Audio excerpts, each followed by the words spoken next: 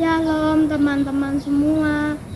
Hari ini saya akan membacakan firman Tuhan yang diambil dari Kejadian 2 ayat 7 dan 15. Ketika itulah Tuhan Allah membentuk manusia itu dari debu dan tanah dan mengembuskan nafas hidup ke dalam hidungnya. Demikianlah manusia itu menjadi makhluk yang hidup. Tuhan Allah mengambil manusia itu dan menempatkannya dalam Taman Eden untuk mengusahakan dan memelihara taman itu. Tuhan Yesus memberkati. Selamatkan hutan Desa Luhur. Hari itu sekolah pulang lebih awal. Iwan sengaja berjalan pulang lewat jalan dekat hutan. Memang agak lebih jauh dari jalan yang biasa dilewatinya, tetapi udara dekat hutan memang segar sekali. Lagi pula, jarang-jarang kan pulang cepat. Iwan menarik nafas dalam-dalam. Sungguh segar udaranya. Benar kata ibu guru, salah satu manfaat dari hutan adalah membersihkan udara dari polusi. Ketika ia terus berjalan, ia melihat sebuah mobil jeep hitam diparkir di pinggir hutan. Aneh, kok ada mobil diparkir di sini? Gumam Iwan sambil mengernyitkan dahi. Ketika ia mendekati mobil itu, ia mendengar ada orang berbincang-bincang dari dalam hutan. Karena ia ingin tahu, Iwan kemudian mengendap-endap ke dalam hutan. Kita mulai dari sini ke sana, kata sebuah suara. Iwan pun bersembunyi di balik pohon. Ia melihat dua orang sedang menandai pohon-pohon dengan cat. Iwan mengenal dua orang itu. Itu kan Brewok dan Badrun. Apa yang mereka lakukan di hutan ini? Pikir Iwan. Brewok dan Badrun adalah dua orang preman yang sering mangkal di pasar. Mereka tidak disukai penduduk desa Luhur karena mereka sering memeras para pedagang kecil, mabuk-mabukan dan suka membuat keributan. Iwan dengan hati-hati menyelinap di antara semak-semak supaya ia bisa lebih dekat dan dapat mendengar pembicaraan mereka. Kau lihat Brewok, hutan ini akan segera membuat kita kaya raya. Hahaha, kata Brewok sambil tertawa. Betul bos, kita akan tebang seluruh hutan ini dan kayunya kita jual. Kita bisa foya-foya bos, kata Badrun membenarkan. Astaga, mereka mau menebang hutan ini, pikir Iwan nyaris berteriak karena terkejut. Ini tidak bisa dibiarkan. Ia harus mencegah hal ini terjadi. Ia harus menyusun rencana. Maka Iwan pun memasang telinga. Malam ini kita bisa mulai. Sekarang kita cabut dulu dan persiapkan semuanya, kata Brewok menepuk pundak Badrun. Malam ini, mereka mau melakukannya malam ini. Aku harus segera melakukan sesuatu. Iwan kemudian menunduk pelan-pelan di balik semak-semak hendak pergi. Krak! Tanpa sengaja, Iwan menginjak ranting kering. Hei, siapa itu?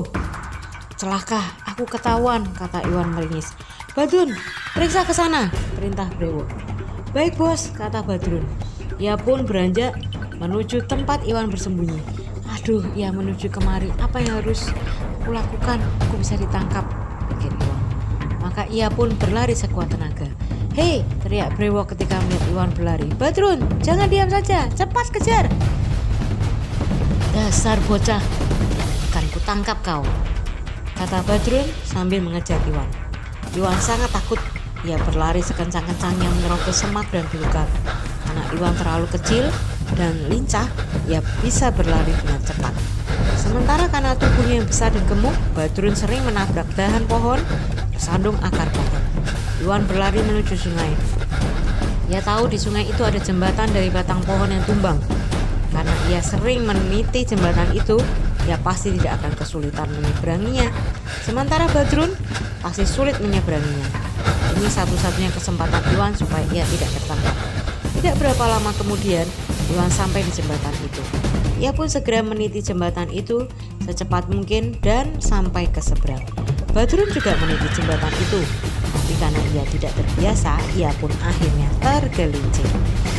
Badrun tercebur ke sungai. Iwan bernafas lega. Ia lolos. Iwan pun segera berlari, sementara Badrun yang susah payah berenang ke tepi sungai. Aduh Badrun, masa sama anak kecil saja kalah, kata Brewok ketika sampai sungai. Sudah biarkan saja. toh hanya anak kecil. Ayo sekarang kita pulang. Sementara itu Iwan terus berlari. Ia harus memberitahu Pak Ridwan sesegera mungkin. Pak Ridwan adalah petugas pengawas hutan di Desa Luhur. Pasti Pak Ridwan bisa melakukan sesuatu. Sesampainya Iwan di kantor Pak Ridwan, ia segera menceritakan semua yang didengarnya tadi di hutan. Pak Ridwan mendengarkan dengan seksama. Wah, untung kamu segera memberitahukannya kepada Bapak, Nak, kata Pak Ridwan setelah mendengar cerita Iwan. Selain indah, hutan juga punya banyak sekali manfaat bagi manusia.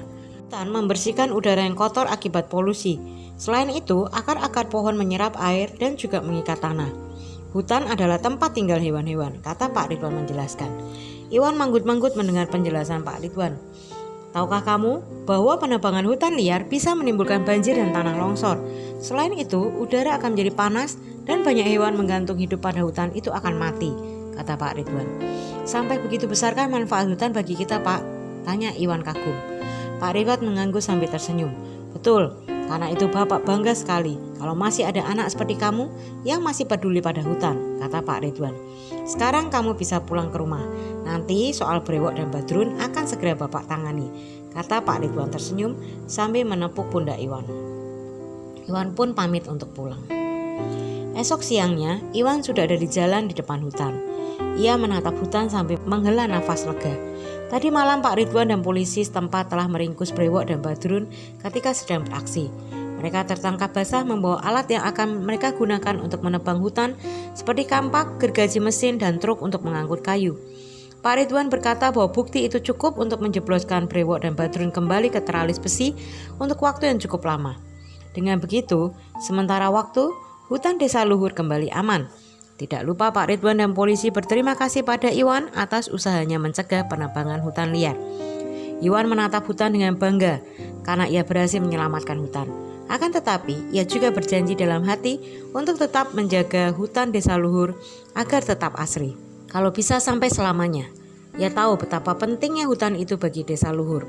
Angin bertiup sepoi-sepoi menerpa daun-daun di hutan, menimbulkan suara desau seolah ingin mengucapkan terima kasih pada Iwan.